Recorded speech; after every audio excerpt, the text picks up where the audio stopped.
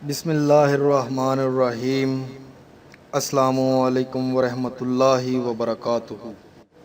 عزیزان محترم، چینل صنف المعالج میں آپ کا ویلکم۔ دوستو، آج میں آپ کے لیے ایک ایسا نقش و عمل لے کر آیا ہوں جس کے ذریعے آپ اپنے دشمن کی نیندیں حرام کر سکتے ہیں۔ یعنی اس عمل کے بعد 11 دن کے اندر اندر دشمن کو نیند آنا بالکل بند ہو جائے گی اور دشمن اس تکلیف سے اتنا عاجز ہو جائے گا کہ وہ مرنے کی دعائیں مانگے گا۔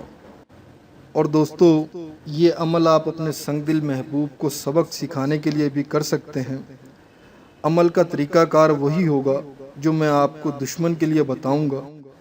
دشمن کے لیے یہ عمل کرنے سے پہلے آپ کو میں ہمیشہ کی طرح ایک ہی بات کہوں گا کہ اپنے دشمن کو معاف کر دیجیے۔ دشمن کو معاف کر دینے والے لوگ اللہ پاک کو بے حد پسند ہوتے ہیں، اور دشمن کو معاف کرنا سنت رسول بھی ہے۔ لیکن اگر کوئی ایسا دشمن ہو جو آپ کو تکلیف پہ تکلیف دیے جا رہا ہو اور وہ اس عمل بد سے باز نہ آتا ہو تو آپ یہ عمل بآسانی کر سکتے ہیں۔ عمل کی طرف جانے سے پہلے نئے آنے والے دوست چینل کو سبسکرائب ضرور کریں اور بیل آئیکن کو بھی پریس کریں تاکہ میری آنے والی ہر نئے عمل کی ویڈیو آپ تلک بلا تاخیر پہنچ سکے۔ اس عمل کے لیے آپ نے منگل کے روز ایک نئی اینٹ لے کر آنی ہے، اور نماز ظہر اور نماز عصر کا جو درمیانی وقت ہے، اس وقت میں یہ نقش آپ نے خالص مشک اور زعفران سے اس اینٹ پر لکھ لینا ہے، اور نقش کے نیچے فلاں بن فلاں جو لکھا ہے وہاں دشمن اور دشمن کی والدہ کا نام لکھنا ہے۔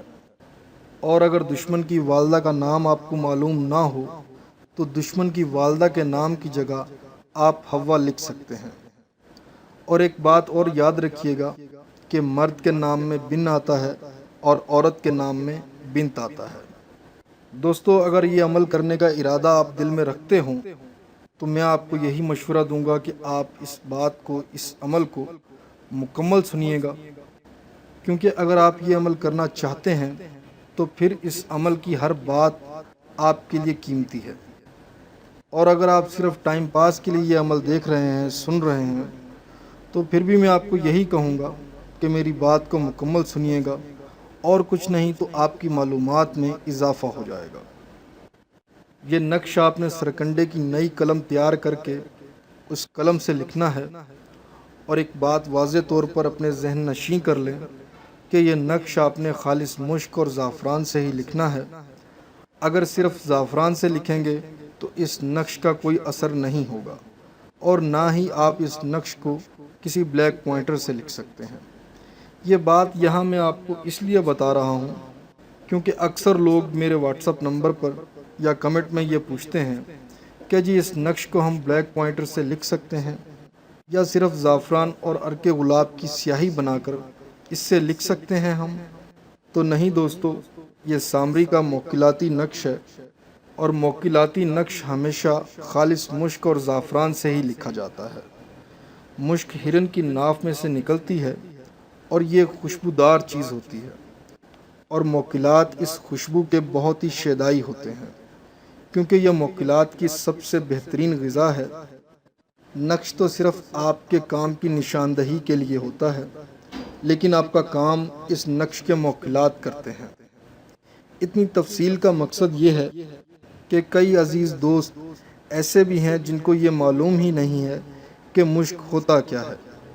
مشک کو کستوری بھی کہا جاتا ہے، اور اس نقش کو لکھنے کے لیے آپ کو 2 ماسے مشک کی ضرورت ہوگی، اور زعفران تو آپ 400-500 کی ہی خرید کر لے آئیں گے تو اس نقش کے لیے کافی ہے۔ اور رہی بات مشک کی، تو مشک اس وقت پاکستان کے اندر 1,60,000 روپے کا تولہ ہے۔ ایک تولے کے اندر 8 ماسے ہوتے ہیں، اور اس عمل کے لیے آپ کو مشک صرف 2 ماسے چاہیے۔ مشک اگر آپ 2 ماسے لے کر آتے ہیں تو یہ آپ کو ملے گا تقریباً 45,000 روپے، کیونکہ کم چیز ہمیشہ مہنگی ہی ملتی ہے۔ دوستو، ویسے تو یہ نقش مشک کے 1.5 ماشے کی مقدار میں بآسانی لکھا جا سکتا ہے اگر اس نقش کو کوئی عامل لکھے تو، کیونکہ ایک عامل کو بخوبی پتہ ہوتا ہے کہ قلم پر مشق کی کتنی مقدار لے کر عدد کو لکھنا ہے، اور اگر عام شخص یہ نقش لکھے گا تو نقش پر مشق کی کتنی مقدار لینی ہے، اس بات کا تجربہ عام شخص کو نہیں ہوگا۔ اس لیے میں نے مشق کی مقدار آپ کو زیادہ بتائی ہے تاکہ نقش لکھتے وقت آپ کو رکاوٹ پیش نہ آئے۔ نقش جب مکمل لکھ لیا جائے تو ایک لوہے کا چھوٹا کیل لینا ہے، تقریباً 1 انچ کے برابر ہو، زیادہ بڑا نہیں لینا ہے، اور کسی چیز سے پکڑ کر آگ میں اسے اتنا گرم کرنا ہے کہ یہ لوہے کا کیل سرخ ہو جائے۔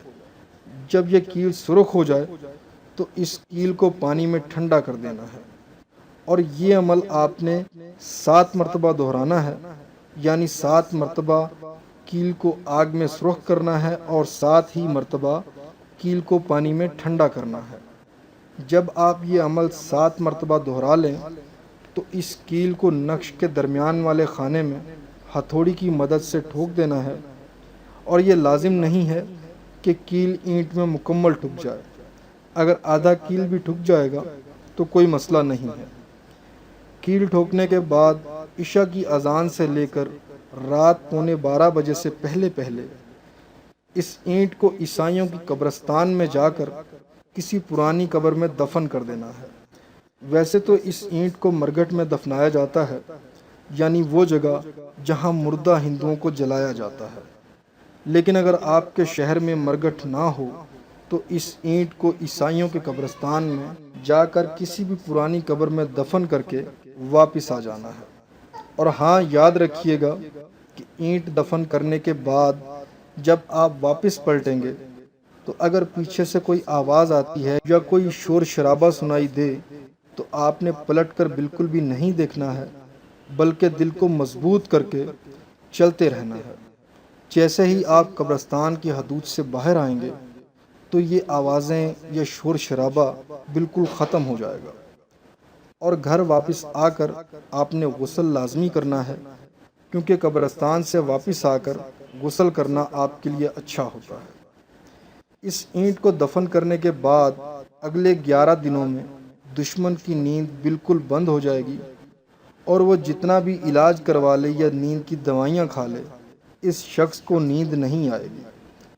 اور اگر آپ کو اپنے دشمن کی یہ حالت دیکھ کر اس پر ترس آ جائے تو اسی اینٹ کو کسی بھی دن صبح کے وقت اس قبر سے نکال کر اس میں ٹھکے ہوئے کیل کو نکال دینا ہے، اور اس اینٹ کو کسی نہر، ندی، دریا یا سمندر میں پھینک دینا ہے۔ اس طرح کرنے سے اس عمل کا اثر آپ کے دشمن سے ہٹ جائے گا اور اسے نیند آنے لگے گی۔ ایک بات میں آپ کو اور بھی بتا دوں، اس عمل کا توڑ کوئی بھی عامل نہیں کر سکتا۔ اس عمل کا توڑ صرف آپ کر سکتے ہیں، جو کہ میں آپ کو بیان کر چکا ہوں۔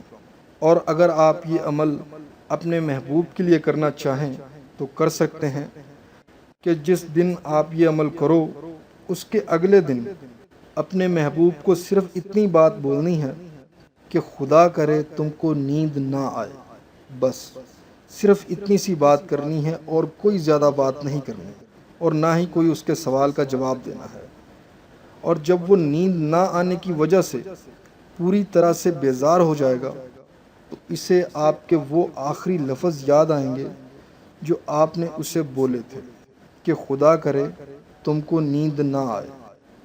یہ لفظ یاد آتے ہی اسے اپنی غلطیوں کا اور آپ کی سچی محبت کا احساس ہو جائے گا، اور وہ خود ہی آپ کے قدموں میں آ گرے گا۔